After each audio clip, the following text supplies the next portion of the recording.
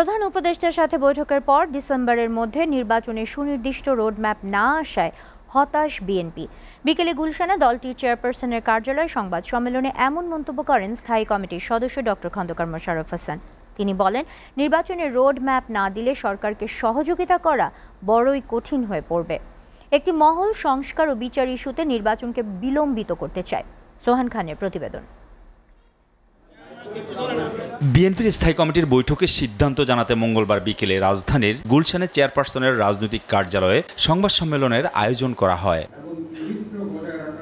দলটির স্থায়ী কমিটির সদস্য ডক্টর খন্দকার মোশাররফ হোসেন বলেন, ২৪ মে অন্তর্বর্তী সরকারের প্রধান উপদেষ্টার সাথে বৈঠকে ডিসেম্বরের মধ্যে নির্বাচনী রোডম্যাপ চায় বিএনপি। প্রতিক্রিয়ায় প্রেস সচিবের বক্তব্যে নির্বাচন বিষয়ে অস্পষ্টতা তৈরি করছে। জাতীয় সংসদ নির্বাচনের বিষয়ে সুস্পষ্ট কোনো রোডম্যাপের ঘোষণা না থাকায় আমরা হতাশ হয়েছি।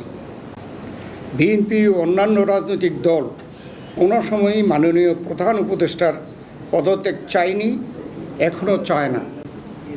কিন্তু আমরা অন্তর্বর্তী সরকারের নেতৃত্বে ডিসেম্বরে 2025-এর মধ্যে একটি সুষ্ঠু নিরপেক্ষ জাতীয় সংসদ নির্বাচনের রোডম্যাপ দাবি করে এসেছি।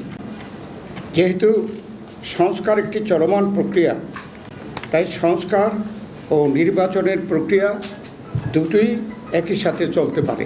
তিনি জানান, একটি মহল সংস্কার ও বিচার ইস্যুতে নির্বাচনকে বিলম্ব করতে চায়। জাতীয় ঐক্যকে আরও শক্তিশালী করতে বিতর্কিত উপদেষ্টাদের অপসারণের আবারও দাবি জানান তিনি। এই নির্বাচনকে বিলম্বিত করার জন্য কিছু উছিলা বের করা হচ্ছে।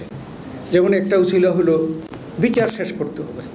আমরাও তো বিচার চাই।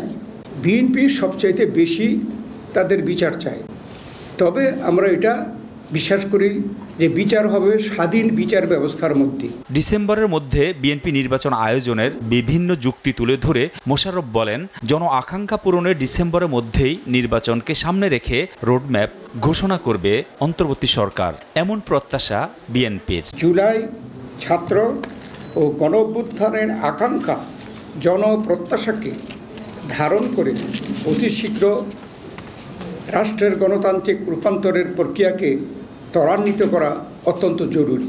এই তিনটা কাজই একসাথে চলতে পারে এবং সেটা চলা উচিত। সোহান খান, এসিটিভি, ঢাকা।